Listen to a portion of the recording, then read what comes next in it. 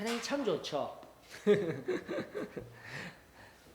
예, 이 찬양 부르면서 참, 내가 부족한 것이 참 많구나. 그런 걸 많이 느끼게 됩니다. 다시 한 번 더, 우리는 세상의 빛입니다. 세상의 소금입니다. 라는 것 잊지 아니하며 나아가기를 원합니다. 자, 구약 끝났더랬습니다. 구약 끝나고 드디어 신약 이야기를 시작하고자 하는데, 일단 죄송합니다. 지난번보다 우리 침묵시대 하면서 다루었던 내용을 한 번 더 살펴보고, 오늘 중첩이 되지만 그럼에도 불구하고 예수 그리스도가 이 땅에 오신 초림하신 이야기의 시작을 위해서 어떠한 상황 속에서 예수님께서 하나님이 친히 이 세상에 오셨는지를, 우리 그 깊은 비밀을 알기 위해서 잠깐 신약 배경들을 좀 살피는 시간들을 가졌으면 좋겠습니다. 오늘은 88페이지까지 할 겁니다. 그러니까 너무 부담되지 아니하니까 염려하지 마시고 천천히 이야기 듣는다 생각하시듯 그렇게 오늘 한 시간 갔으면 좋겠습니다. 자, 86페이지 갑니다. 86페이지. 신약 이야기. 그 전에 한 번 더 우리 점검하십시다. 구약은 무엇입니까? 구약. 이겁니까? 이거. 검은 거 같은.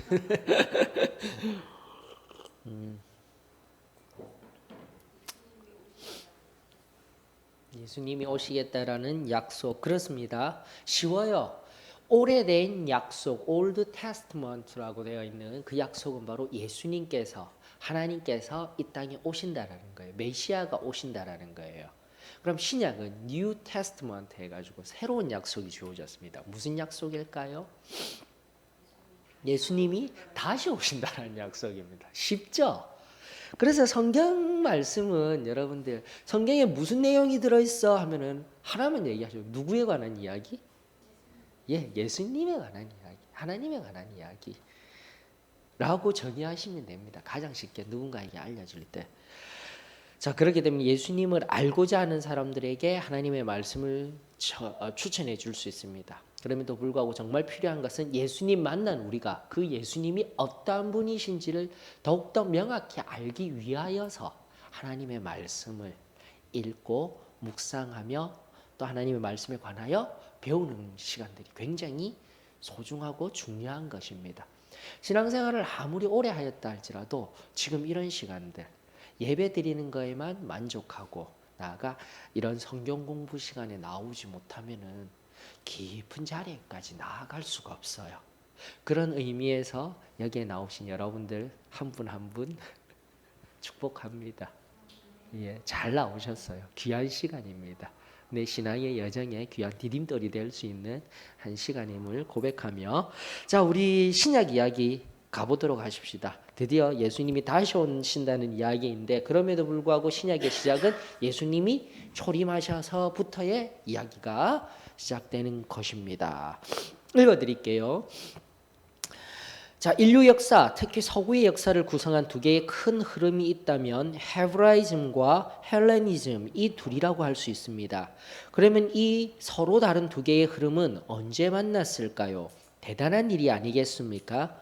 이 둘이 서로 만난다는 것은 아마 그 순간은 난류와 한류가 만나는 곳에 엄청난 변화와 혼동이 있으면서도 많은 물고기 떼가 몰려드는 황금 어장이 성립되듯이 역사의 경랑이 일어남을 의미하면서도 새로운 출발이 시작되는 순간일 것입니다. 맞았습니다. 바로 그것입니다. 헤브라이즘과 헬레니즘은 점잖게 다방에서 차 마시면서 만난 것이 아닙니다. 씨름판에서 인상 부르르 쓰면서 피 터지게 싸우며 만났습니다. 결과는 일단 헬레니즘의 승리였죠. 하지만 모든 것이 겉으로 봐서는 모르는 겁니다. 헤브라이즘의 무서운 뒤집기, 속 알맹이 파먹기 전법에 의하여 내면적으로는, 특히 영적으로는 헤브라이즘의 승리라고 볼 수 있었습니다. 그런데 그것도 아닙니다.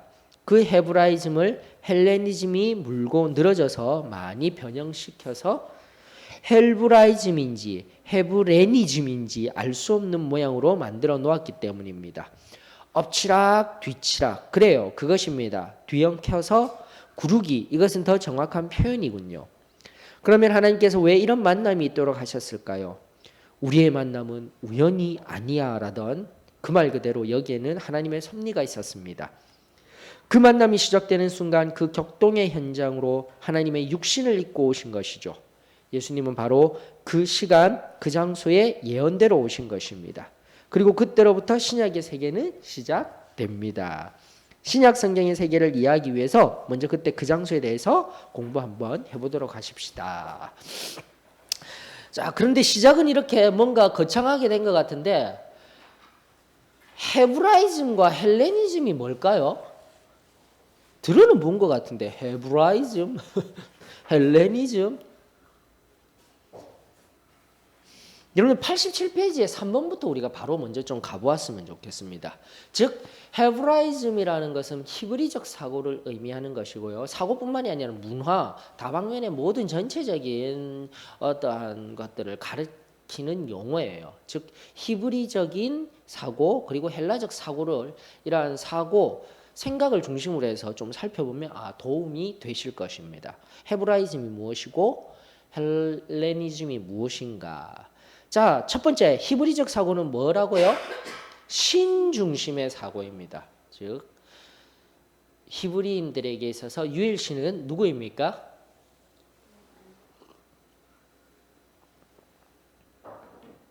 누구입니까?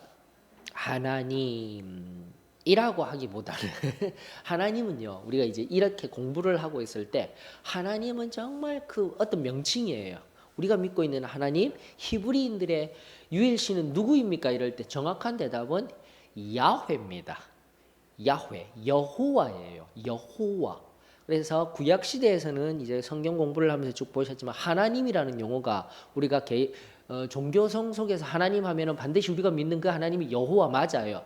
그렇지만 구약 성경을 쭉 공부하다 보면 하나님이라는 이 엘이라는 용어 자체가 섞여져 있어요. 즉 여호와 하나님을 가르치는 용어로도 사용되어졌지만 또 반대로 그 당시 잘못된 신사상인 다신교 내에 신으로서 표현되기도 하기 때문에 정확하게 히브리인들에게 유일신은 누구라고요?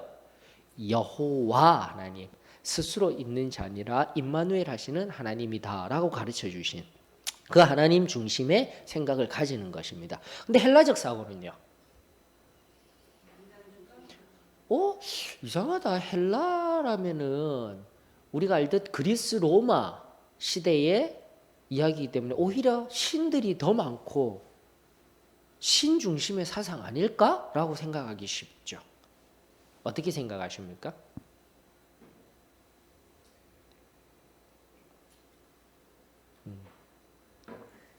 왜 이게 인간 중심이 되어져 버렸냐면 여러분들 제우스 신, 포세이돈 바다의 신, 그 다음에 또 뭐 여러 가지 신들 많죠. 아프로디테, 마르스 신, 대장장이 신, 무슨 신 하는데 이게 바로 인간 중심적 사고라는 거예요. 즉 신도 여러 종류의 신이 있다라는 거예요. 이게 핵심입니다. 인간이 만들어낸 신의 다양한 형상들. 그래 여러분들 그리스 로마 신화에 보면 신이 막 인간에게 내려와서 인간의 형상을 덧입고 같이 잠도 자고 그렇게 해서 낳은 반신에 가까운 그 유명한 인물이 바로 헤라클레스 아닙니까? 헤라클레스. 이런 이야기들. 그러니까 철저하게 신중심의 사고가 아니라 유일하신 하나님의 중심 그 한신 초월하신 그 하나님에 의해서 여호와에 의해서 사고가 되어지는 것이 아니라 철저한 내 중심으로서 신을 바라보는 것. 이게 바로 헬레니즘이라는 거죠. 그런 의미에서 인간 중심의 사고라고 우리는 정의할 수가 있다라는 것입니다. 괜찮으시죠? 예. 자, 그러면서 두 번째 볼까요? 관계 중심적 사고입니다. 히브리적 사고는. 그런데 헬라적 사고는요. 개체 중심의 사고라고 이야기를 하고 있습니다. 한 사람 한 사람 인간 중심이기 때문에 한 사람 한 사람이 중요한 거예요. 하지만 관계 중심이라는 것은 공동체라든지 가족, 나아가 바른 것들 이런 것들이 중심이 된다라는 것입니다. 조금씩 다르죠. 그리고 히브리적 사고는요. 세 번째, 네, 느낌, 정서적인, 감정적인 중심이라면 헬라적 사고는요. 예, 논리 중심의 사고입니다. 네 번째는 동적이다라는 말은 뭘죠? 역동적, 움직인다라는 말이에요. 움직인다라는 말이에요. 그러나 헬라적 사고는요. 정치적, 공간적 사고, 시점. 뭐 시간성으로 바라보게 되면은 히브리적 사고는 시간적이다라는 거, 시간 흐름이 있다라는 거예요. 하지만 헬라적 사고는 시점의 문제예요. 그때 딱 정지된 그 점, 그때의 이야기들을 그러한 사고를 많이 하는 부분이 헬라적 사고입니다. 마지막으로 의미 중심의 사고, 과정이 중요합니다. 이러한 결과를 얻기 위해서 어떠한 일이 있었을까라면서 그 과정과 의미들을 살피는 반면 헬라적 사고는요. 일어난 결과라든지 일어난 사실에 근거해서 생각을 많이 합니다. 그러고 보니 히브리적 사고와 헬라적 사고가 또 다른 용어로도 대치될 수 있을 것 같아요. 어떨 것 같습니까, 여러분들? 히브리적 사고가 좀 동양적인 사상관하고 비슷하죠. 그런 느낌이 드십니까? 헬라적 사고는 서양, 맞죠? 서양의 합리주의와 많이 관계된 거예요. 예, 그렇습니다. 그러다 보니 오히려 정신적인 면에서 있어서 동양 쪽이 더 정신적인가 사상적인 면에서 더 깊음에도 불구하고 오늘날의 서양의 합리주의와 문명의 더 나은 우위를 통하여서 웨스턴 스타일로 자꾸 흘러가는 경향이 있는데 우리가 사상적인 측면에서는 더 깊은 자리로 들어갈 수 있는 것이 동양적인 생각 사고적이고 다시 한번 히브리적인 사고. 그래서 어쩌면 우리가 성경을 읽고 여호와 하나님을 만날 수 있게 될 때 오히려 우리가 서구인들보다 더 깊은 자리로 나아갈 수가 있어요. 그 하나님을 만날 수 있는 의미가 좀 더 히브리인들이 가진 히브리적인 사고와 우리 동양적인 사람들의 사고 체계가 비슷하기 때문에 오히려 더 깊은 자리로 나아갈 수 있는 은혜가 있어서 저는 감사를 드립니다. 이게 바로 지금 헤브라이즘과 헬레니즘의 차이점, 그리고 어떤 부분들인지 이제 아시겠죠? 결국은 예수님이 오셨을 당시에 헬레니즘이 흥왕하던 시대예요. 그리스 시대를 지나 로마 시대, 로마가 제국을 이루던 시대였기 때문에 헬레니즘적 사고를 하고 있어요. 또 엄밀히 말하면 앞서 말씀드린 서구화의 영향으로 오늘날의 현대인들이 많은 헬레니즘, 서구의 합리주의, 이제 사상적인 흐름이 또 따로 있지만은 그러한 측면으로 우리가 접근하기 쉬워요, 세상. 하지만 우리가 지금 헤브라이즘을 다시 보자라는 것은 히브리적인 사고, 하나님의 말씀 앞에 선 사고, 좀더 지금 말씀드린 뭐 하나님 중심, 신 중심의 사고, 뭐 관계 중심의 사고 하면서 좀 더 헤브라이즘에 근거한 사고와 생각들, 문화들을 받아들이는 것이 성경적이고 하나님이 기뻐하시는 것이다라는 것을 살펴보았으면 좋겠습니다. 근데 저도 참 안 돼요. 특별히 저도 논리 중심적이고요, 개체 중심적이라 하면서 일 중심적이고요, 관계 중심적이 안 돼요. 그리고 하나님 중심이라고 생각하면서 나가야 되는데 참 저 같은 사람이 이렇게 갈 수 있는 것도 하나님의 은혜인 것 같습니다. 저 캐릭터 저만 바라봐서는 결코 하나님 앞에 무릎 꿇고 하나님 앞에 내어놓고 나아갈 수 없는 자였는데 하나님이 만져주셔서 은혜로 살아가고 있습니다. 감사를 드립니다. 결국은 우리가 헤브라이즘적인 사고를 하고 헤브라이즘을 바라보자라는 것입니다. 괜찮으시죠? 예, 그러면서 우리 나아갑니다. 87번 제일 처음으로 올라가서 역사적 배경 다 같이 읽습니다. 시작.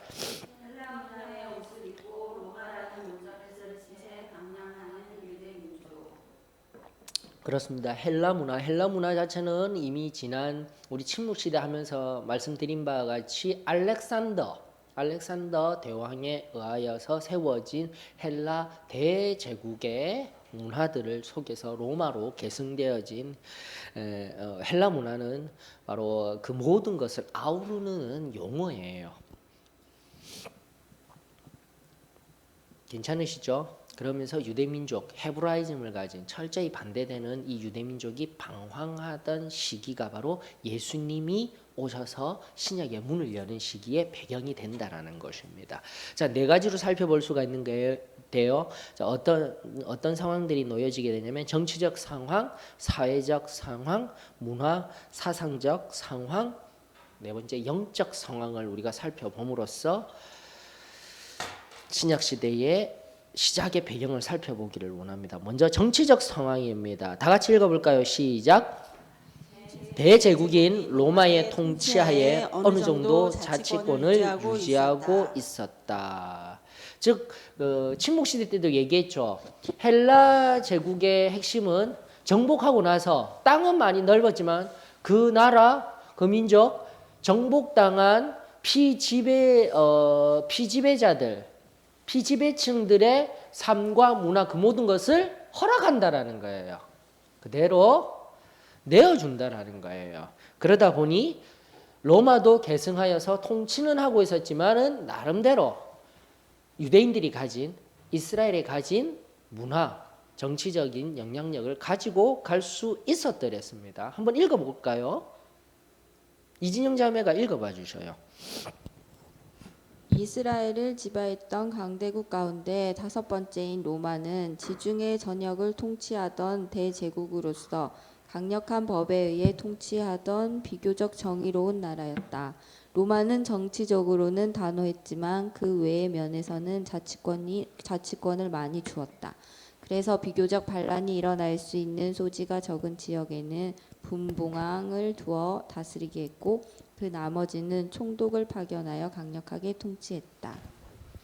우리 일단은 로마 어쨌든 정치적 상황을 한번 다시금 점검해 봅시다. 로마 특별히 로마 중심으로 로마 우리 할 때 했어. 이미 공화정이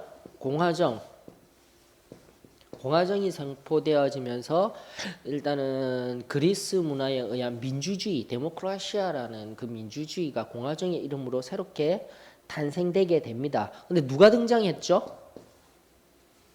우리가 예전에 봤을 때 폼페이우스 맞죠? 폼페이우스가 등장하면서 폼페이우스와 함께 또 누구죠? 시저라는 애도 등장했었고요. 또 한 사람이 원로원에 있는 사람이 내가 이 사람 이름은 자꾸 외우려고 해도 잘 안 외워져요. 있어요. 원로원 중심 있어요. 그래서 1차 삼두정치라고 이야기를 하였습니다. 맞죠? 하여튼 그 사람 이름 잘 생각이 안 나. 넉자인데. 그래서 이 말의 의미는 뭐냐면은 폼페이우스 같은 경우는 군대 쪽. 그러니까 삼두정치라는 것은 세 파트. 오늘날로 보게 되면 삼권 분립 있죠. 우리 행정부, 입법부, 사법부가 나누어진 것과 같이 여기에 시초가 있는 거예요. 삼두정치라고요. 군대 쪽에서는 폼페이우스라는 이름 많이 들어보셨을 겁니다. 그 다음에 시저는 집행관으로서 쉽게 말해가지고 지금 사법부의 행정부의 수장 같은 사람이에요. 시저가 있었죠. 케사르라고도 불리는 아주 그 유명하신 분. 그리고 이 사람 이름이 기억이 안 나요. 카시누스인지 하여튼 뭐가 있어요. 걔는 원로원이라는 국회와 같은 조직의 수장이 있었어요. 근데 이것을 완전히 깨트린 사람이 누구냐면 시저였잖아요. 시저. 케사르가 이 모든 것들 정적들을 없애버리고 시작되었다가 되려고 했는데 또다시 원로원의 자기 아들과 같은 브루투스에 의하여서 반란이 일어나게 되고 죽임을 당합니다. 원로원에 의하여서. 그러면서 또다시 2차 삼두정치가 되겠죠. 2차 삼두정치 누가 오냐면은 안토니우스 그 다음 옥타비아누스 그 다음 또 원로원에 이름 없는 그 녀석이 있어요. 레피두스. 적어 놓았구나. 맞아요. 레피두스. 감사합니다. 맞아요. 레피두스 원로원의 수장. 똑같아요. 안토니우스는 바로 시저의 밑에 있던 군대 장관과 같은 역할을 하던 사람. 그래 어쨌든 군인들이 강력해요. 역사를 보게 되면 다 군인들에 의해서 일어나는 겁니다. 안토니우스가 강력했지만 옥타비아누스가 결국은 이기게 되죠. 원로원 아무리 해도 결국 제일 처음에 사라지고 이 두 사람이 붙었을 때 안토니우스가 이긴다 했지만은 그때 세기의 사랑 이야기 들려줬지 않습니까? 누구요? 안토니우스와 바로 클레오파트라. 이때 클레오파트라 사랑의 누리모로 권력을 저버린 남자 그리고 죽음을 선택한 남자가 이 남자입니다. 그러면서 옥타비아누스 이가 바로 예수님 당시에 일어났던 아우구스티누스라는 존귀한 자라는 신성 로마 황제 제일 처음 1대 황제 신성 로마 황제의 1대 황제가 되는 사람이 바로 이 옥타비아누스였다라는 거죠. 이 옥타비아누스는 바로 시저 케사르의 조카입니다. 조카. 그러면서 로마의 정치적 상황이 이렇게 흘러갔구나라는 것을 살펴보게 됩니다. 이제 재정이 일치되는 사회죠. 쉽게 말해서 신성 로마 황제라는 말의 의미는 정치적인 것 그리고 자기가 황제가 곧 뭐라고요? 신이다. 철저하게 인간 중심이에요. 내가 곧 신이다라고 되어져 버리는 그러한 시기 때 진정한 신이시자 진정한 왕이신 누가 탄생하게 된다는 겁니까? 예수 그리스도가 탄생하게 된다라는 겁니다. 이게 로마 상황이라면 뭐 적을 필요도 없어요. 그 당시 예수님 탄생하실 때의 왕은 누구였습니까? 그러니까 속국에 의해서 이제 다스려지던 왕 헤롯 대왕이라는 사람입니다. 바로 에돔 족속 이미 침묵 시대를 통해서 우리가 다 살펴봤어요. 그 헤롯 대왕 끊임없는 자기 열등감 에돔 족속이기 때문에 에서에 의한 족속이기 때문에 진정한 이스라엘에 의한 족속이 아니라 야곱에 의한 족속이 아니었기 때문에 왕과 같이 로마에 의해서 왕으로 임명되어져 있지만 그 나라의 유대인들은 전부 다 왕이셔요 이러고 있는 거예요. 그러니까 헤롯이 정서적으로는 굉장히 아픈 사람이었습니다. 그러면서 자기 장남도 다 죽여버리고 자기 아내의 외가 쪽도 다 죽여버리고 철권 정치를 하던 사람. 그래서 예수님이 태어나실 때 동방박사 세 사람이 등장하면서 알려달라고 하면서 알리지 않고 가버리니까 베들레헴에 있던 2살 이하의 어린이들 다 죽여버리는 그런 잔인한 왕. 요즘 육룡이 나르샤 보면서 이방원 나중에 결국은 조선의 3대 왕이 되는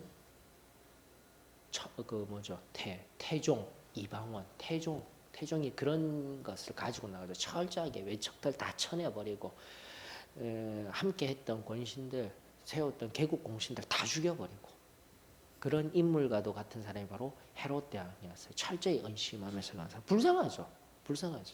진정한 왕이 되어지고 진정한 내 마음과 내 삶의 왕은 예수 그리스도께 맡겨주고 나는 자유하면 되는데 그것이 참된 크리스찬의 걸음인데 일단 정치적 상황이 로마의 상황 옥타비아누스라는 황제에 의해서 신성 로마 황제 재정 정치 상태가 이루어지고 그다음 유대 땅에서는 헤롯 대왕이 일어서던 것입니다. 그리고 나중에 결국은 예수님이 돌아가시기 전에 헤롯 대왕이 죽은 후에 분봉왕이라고 해서 헤롯의 아들들이 나누어서 땅을 가지게 되는 겁니다. 그때 유대 지역을 간접적으로 통치하기 위하여서 총독 제도를 두게 되는 거예요. 그때 총독이 나오는 사람이 누구라고요?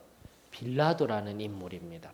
갑자기 빌라도는 어디서 나왔어요? 하게 되면 일단은 역사의 흐름 속에서 그렇게 등장하게 됩니다. 그렇기 때문에 로마와 유대의 권력 구조를 바라봐야 되는데 이미 침묵 시대 때 다 다루었기 때문에 이 정도로만 하고 넘어가겠습니다. 정치적 상황은 이리하였습니다. 두 번째 사회적 상황 볼까요? 고영희 자매님이 좀 읽어주셔요.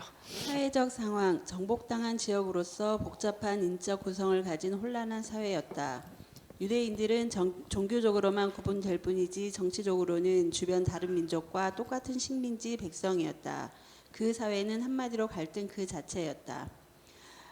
1. 로마 권력층과 독립투쟁 세력 간의 갈등.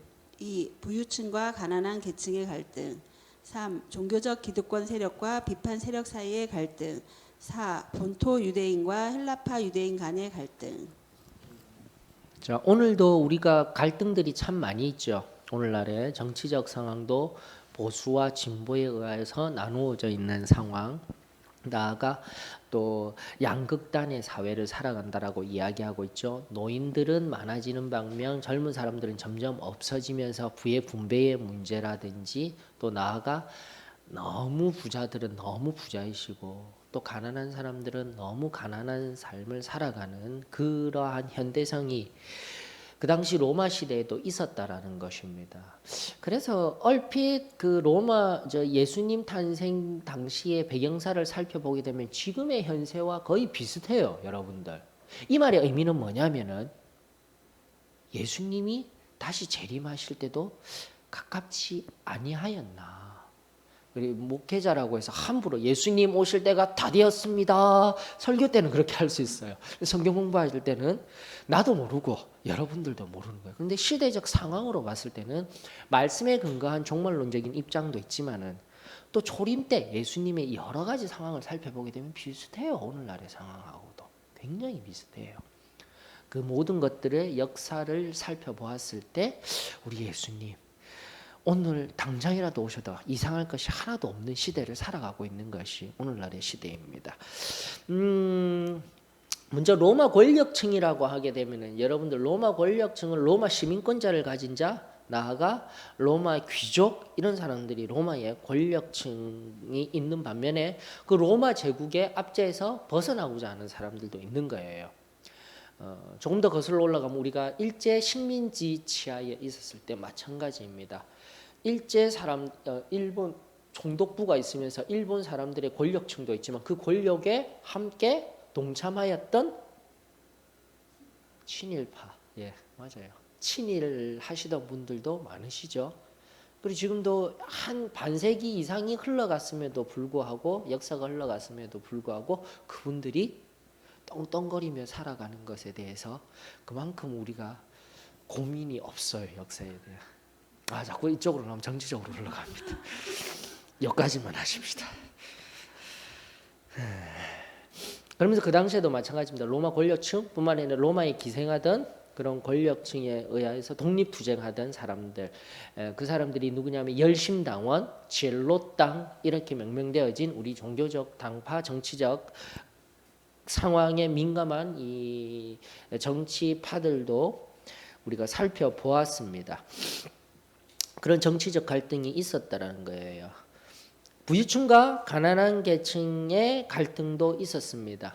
백성들은 정말 가난했어요. 그 당시 이스라엘 백성들은. 하지만 부유층은 바로 사두개인들을 위시로 한, 특별히 사두개인들은 로마와 헤롯 왕에게 그 기득권에 붙어 있는 사람들이에요. 이런 사람들 전혀 다르게 부유층과 가난한 층으로 극하게 나누어져 있었습니다.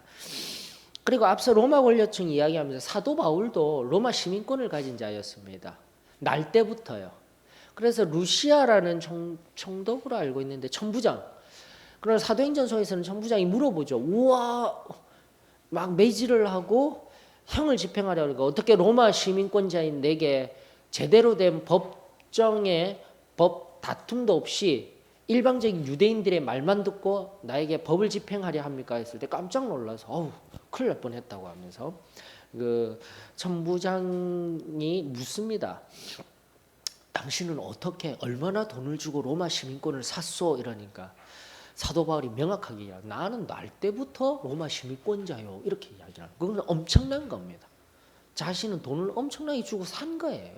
전혀 다른 계층 로마 시민권이라는 것을 얻고 권력 안에 있었어도 계층적으로 정말 서로가 다른 그런 권력이라기보다는 신분제도가 이루어져 있었던 사회입니다. 우리나라도 평등하다, 현대사회도 평등하다지만 안 평등하더라고요. 분명히 다른 것들이 참 많아요. 그래서 제가 뉴스를 바라보면서 참 안타까운 거는 그 회장님들은 맞죠? 돈 많으신 회장님들은 법정에 설 때마다 아프시더라고요.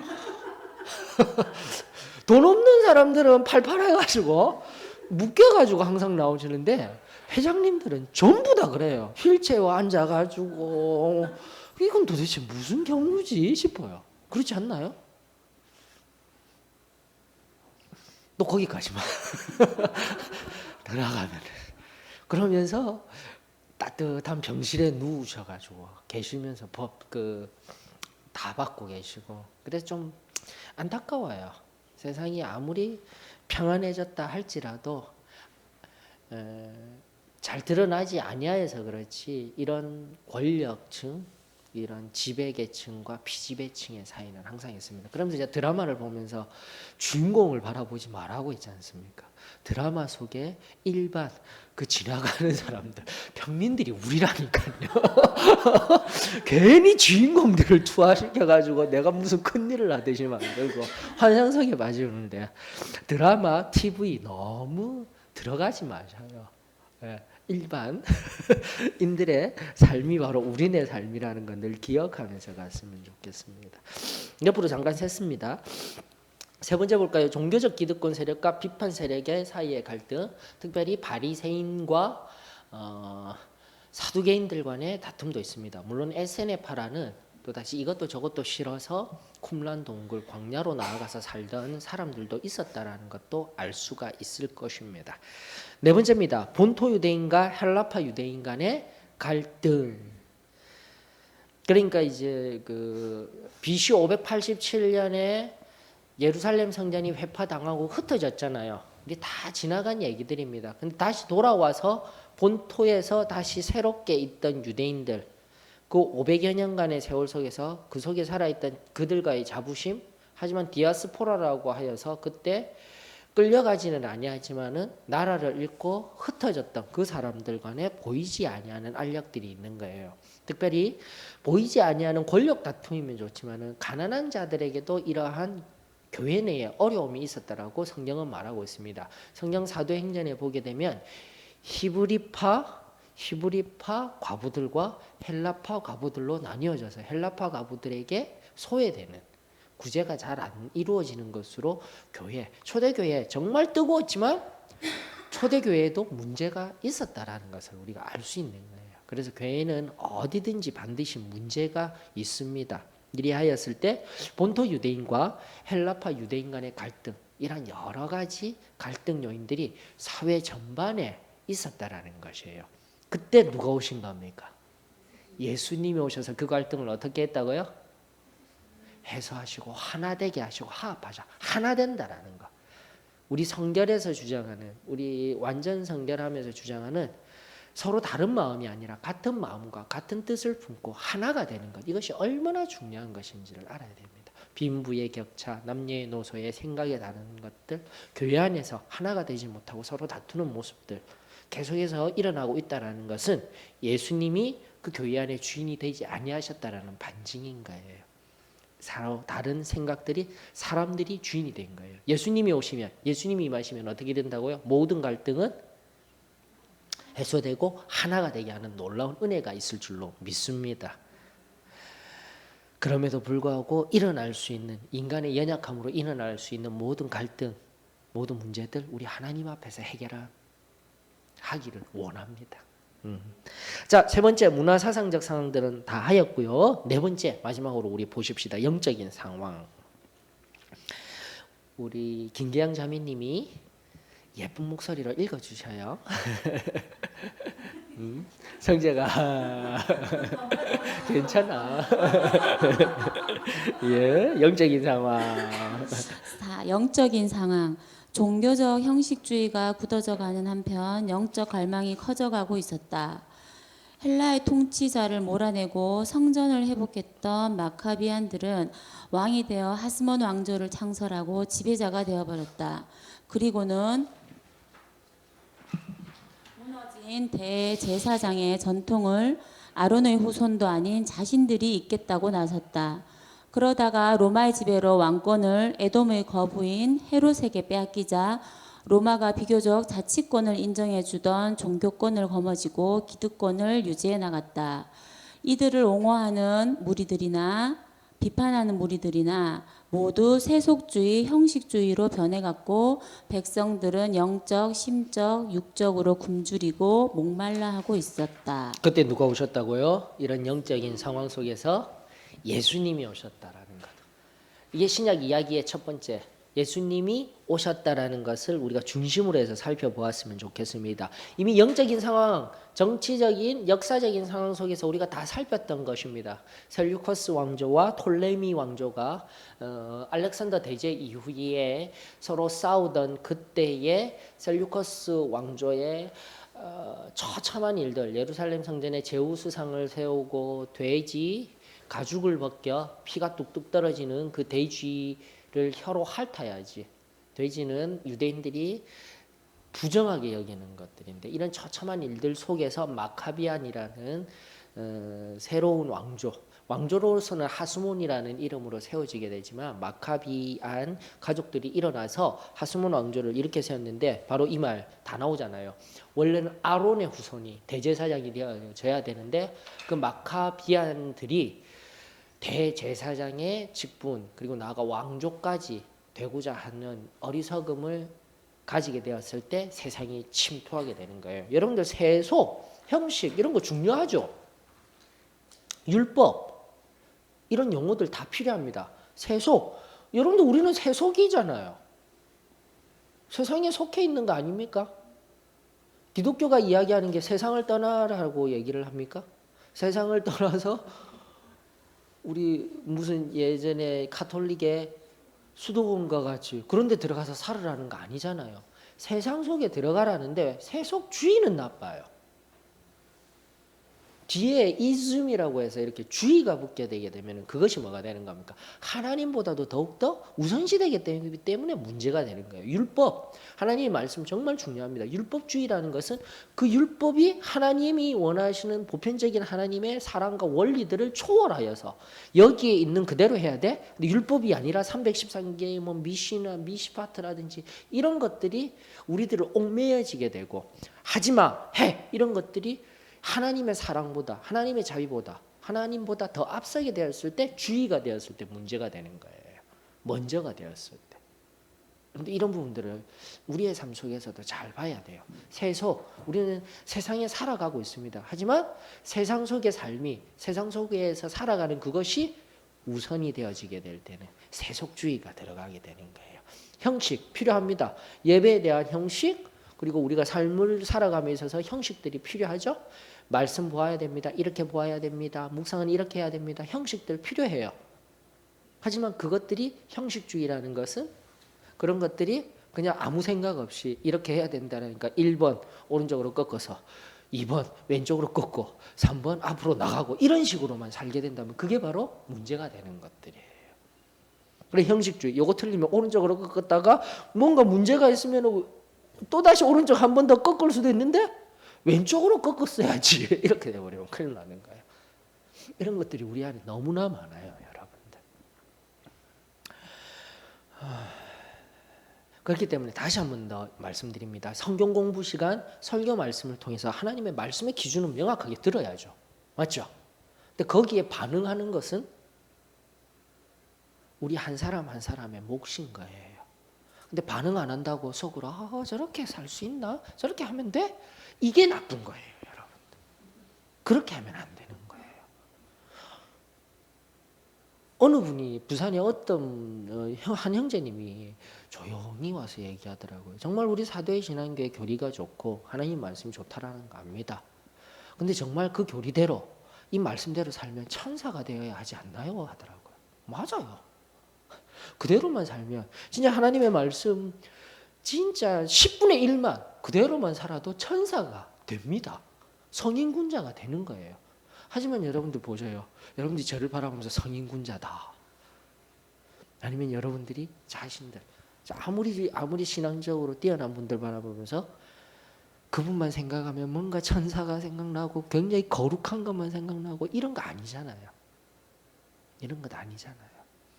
기준들은 하나님의 말씀의 기준들 하나님의 기준을 붙들어야 한다는 그 원칙은 명확합니다. 하지만 거기에 반응하는 사람 때로는 연약함으로 인하여서 아직은 미성숙함으로 인하여서 그것이 바로 교회인 거예요. 문제는 다시 한번 그것을 함부로 판단하는 게 문제예요. 철저하게 신앙함에 있어서 이런 말씀들이 떨어지고 갔을 때 내가 나 자신에게 반응하고 하나님의 깊은 은혜로 나아가며 함께 가자. 함께 못 가는 사람이 있으면 어떻게 해야 돼요? 기다려 주잖아요. 예수님은 천년을 하루같이 기다리고 계시는데요. 예수님이 지금 하나님이 지금 예수님을 보내시기까지 얼마나 무수한 구약의 역사들이 있었습니까? 기다리셨잖아요. 근데 우리는 뭔데 못 기다리고 내가 좀 참았는데 말이야. 3-4번 있죠? 우리나라 사람들. 성경은 용서하고 끝내라는데 왜 자꾸 3-4번이 나와요? 3-4번이. 그건 용서도 아니고 아무것도 아닙니다. 그러다가 이거 하나 탁 부러지게 되면 뭐 문제 하나 딱 생기면 내가 말이야 예전에도 말이야 이런 일들 저런 일들이 있는데 지금 이 일은 없어요. 조그만 그 일로 인하여서 예전에 뭐가 어떤 일 저천 일 아이고 주여 이렇게 살지 마십시다. 이거는 정말 그러잖아요. 삶이 아닌 것 같아요. 삶이 아닌 것 같아요. 그러면서 하나님 앞에 하나님의 말씀이 무엇인지 우리 성경 공부 시간 그리고 하나님의 설교 하나님이 선포하는 그 설교는 바르게 선포되어야 되죠.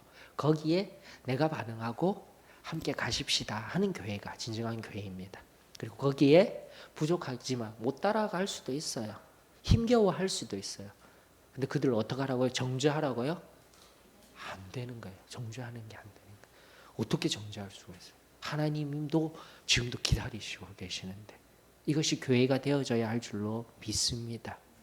바로 이 모든 상황, 세상이 막 이런 지금도 보신 바와 같이 예수님 탄생하기 전에 이런 갈등들, 이런 혼잡함들, 문제들이 있었을 때 가장 이 문제들이 만연해 있었을 때 우리 예수님이 바로 이때라 하면서 오셔서 그 모든 것을 쌓아내시고 십자가에 달려 돌아가신 그 크고 놀라운 사랑 다시금 우리의 심장에 새겨지기를 원합니다.